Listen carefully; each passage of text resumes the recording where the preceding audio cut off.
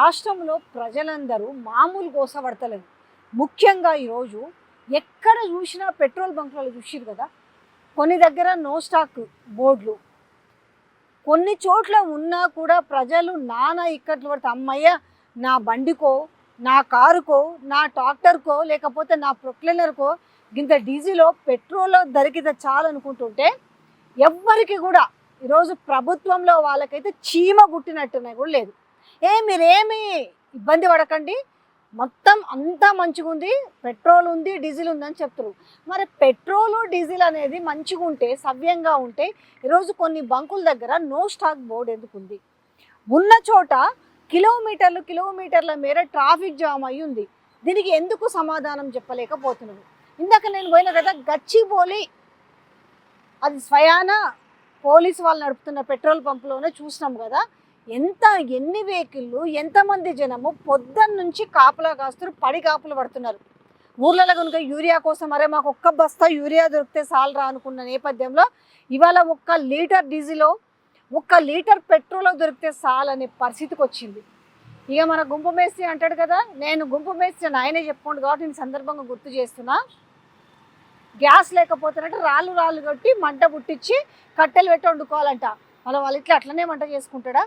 ఎంత చులకన ప్రజలంటే, మంచిగా పెళ్ళిళ్ళు, పేరంటాలు, లేకపోతే ఓ మీడియా ఛానల్ నిర్వహించిన కాన్క్లేవ్లు, ఇక్కడ జనాలు అష్ట కష్టాలు పడుతుంటే ఇంకొకరి గురించి మాత్రం అసెంబ్లీకి వస్తలేడని మాట్లాడుతున్నారు కదా. మరి మీరు అసెంబ్లీ సమావేశాలు జరుగుతుంటే మరి మీరేం చేస్తున్నారు సారు? ఏం చేస్తున్నారు? పెళ్ళిళ్ళకు పోతారు, పేరంటాలకు పోతారు, మీ బాస్ అపాయింట్మెంట్ ఇస్తే మీ బాస్ కోసం పోతారు, మీడియా కాంక్లేవ్లోకి పోతారు. మీరు చేస్తుంది ఇదే కదా. మంచిగా జల్సా రాయుల్లాగా తిరుగుతూ కనీసము నగరంలో ఎట్లాంటి ఇబ్బంది పడుతున్నారు ప్రజలని మీ దృష్టి కన్నా ఉందా? కనీసం మీకు వాళ్ళని పట్టించుకునే సమయం అన్నా ఉందా? పెట్రోలు, డీజిల్, గ్యాస్ కోసము వాళ్ళు అష్ట కష్టాలు పడుతున్నారు, దొరకదు అనేసి. పోనీ ప్రభుత్వం నుంచి ఒక సరైన మెసేజ్ అని ఇస్తున్నారా? ముఖ్యమంత్రి రేవంత్ రెడ్డి ఒక మెసేజ్ అన్న పాస్ చేసిండా? మీరేమి ఇబ్బంది పడకండి, నేనున్నాను, మీకు ఎలాంటి ఇబ్బంది కలగదు, మీరేం ఆదుర్దా పడకండి, భయపడకండి, ఆందోళన పడకండి అని ఒక చిన్న మెసేజ్ అని ఎక్కడన్నా పాస్ చేసిరా? అందుకే సోషల్ మీడియాలో ఈయన పైన మస్తు సెటర్లు వేస్తున్నారు. ఈయన చేస్తున్న పనికి, జరుగుతున్న తీరిక ఏంటనంటే ఏంది, గ్యాస్ లేకపోతే రాళ్ళు కొట్టి మంట పెట్టి వంట వండుకోవాలట. इतिहास में जा रहा है कि भाई सूर्य भगवान को प्रार्थना करो, जो मिलेगा पत्थर से पत्थर मार के.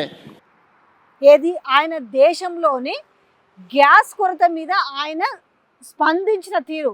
ఇంకా రేపు ఏమంటాడు? ఒకవేళ మళ్ళీ ఇదే క్వశ్చను, డీజిల్ పెట్రోల్ లేదు అంటే ఏం చెప్తాడో మరి దానికి?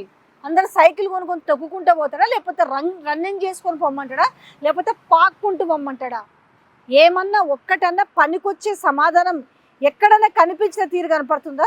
అందుకే సోషల్ మీడియాలో సెటారికల్ మీకు ఎమోజీలతోటి రాతి యుగం లాగా సిలిండర్ మీద కూర్చొని రాళ్ళు కొట్టి, అది 2 రాళ్ళు కొట్టి ఇట్లా కొడితే ఒక మంట స్పార్క్ వస్తుంది కదా, ఆ స్పార్క్లో నుంచి కట్టెల పొయ్యి అంటించి వంటలు చేసుకుంటున్నట్టుగా ఏమన్నా అర్థం పర్థనం లేకుండా ఆయన బిహేవ్ చేస్తున్న తీరు. ఇంకొకటి, పెట్రోల్ బంపులలో కూడా పూర్తి స్థాయిలో కొడతలేరు. 2 వీలర్కి అయితే 200, 4 వీలర్కి అయితే 1000 రూపాయలు. నేను ఒక బంకుకు పోతే అదేం లేదండి మేము సవ్యంగా కొడుతున్నామంటారు. అక్కడికి వచ్చిన పాపం కస్టమర్స్ వాళ్ళు మాట్లాడుతున్నారు. ఇవి ఏమీ మనలోకి పట్టవు. ఏమైనా మనం ఏదైనా వచ్చినామా, 2 నోటి దూల మాటలు మాట్లాడినామా, పోయినామా, అంతే కనబడుతుంది.